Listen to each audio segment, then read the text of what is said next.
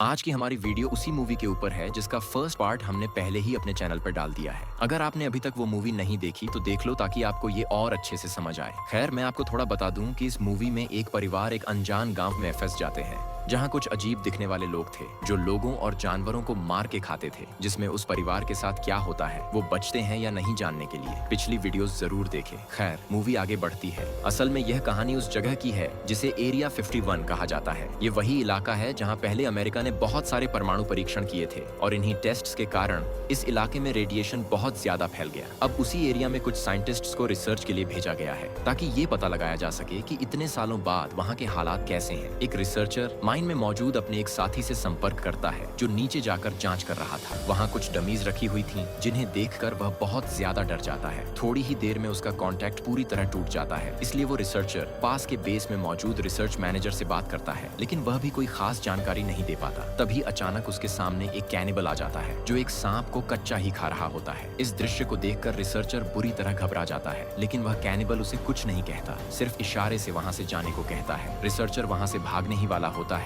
कि तभी एक और कैनिबल पीछे से आकर उसका सिर 2 टुकड़ों में काट देता है। दूसरी ओर माइन में मौजूद उसका साथी भी कुछ समझ पाता उससे पहले ही कोई उसके पीछे आता है और उसके शरीर को 2 हिस्सों में काट देता है। उधर उनके चिल्लाने की आवाजें सुनकर कॉलोनल और उनकी टीम मदद के लिए दौड़ते हैं, लेकिन उन्हें भी पीछे से धक्का देकर खाई में गिरा दिया जाता है और वहाँ पर तीनों की बहुत ही बेरहमी से हत्या कर दी जाती है। अब सवाल उठता है, आखिर ये लोग वहाँ करने क्या आए थे? क्योंकि एरिया 51 एक प्रतिबंधित जोन है जहाँ पर किसी का भी जाना मना है। क्या ये कोई खास चीज ढूंढने आए थे? अब सीन शिफ्ट होता है और हम एक आर्मी ग्रुप को देखते हैं जो इस एरिया में ट्रेनिंग कर रहा है। इनका कैप्टन है सर्ज, जो सभी जवानों को सिखा रहा होता है कि किसी टाउन में कैसे दुश्मन और आम नागरिकों में फर्क किया जाए। पहली ही कोशिश में उनकी पूरी टीम फेल हो जाती है, इसलिए वे सब दोबारा कैंप लौट जाते हैं। इसी दौरान सेक्टर 16 को कुछ सप्लाई डिलीवर करनी थी, जिसके लिए 2 सोल्जर एक कैंप तक जाते हैं। लेकिन जब वे वहाँ पहुँचते हैं तो देखते हैं कि पूरा कैंप खाली है, वहाँ एक भी इंसान मौजूद नहीं था। उन्हें वहाँ पर एक खुफिया गेट भी मिलता है जिसके अंदर से कुछ अजीब सी आवाजें आ रही थीं, लेकिन वे उसके अंदर नहीं जाते। इसी दौरान सर्ज को ऊपर पहाड़ियों से आती हुई कोई फ्लैशिंग लाइट दिखाई देती है। शायद कोई मदद मांग रहा था, इसलिए सर्ज नेपोलियन और बाकी साथियों को साथ लेकर ऊपर की तरफ बढ़ जाता है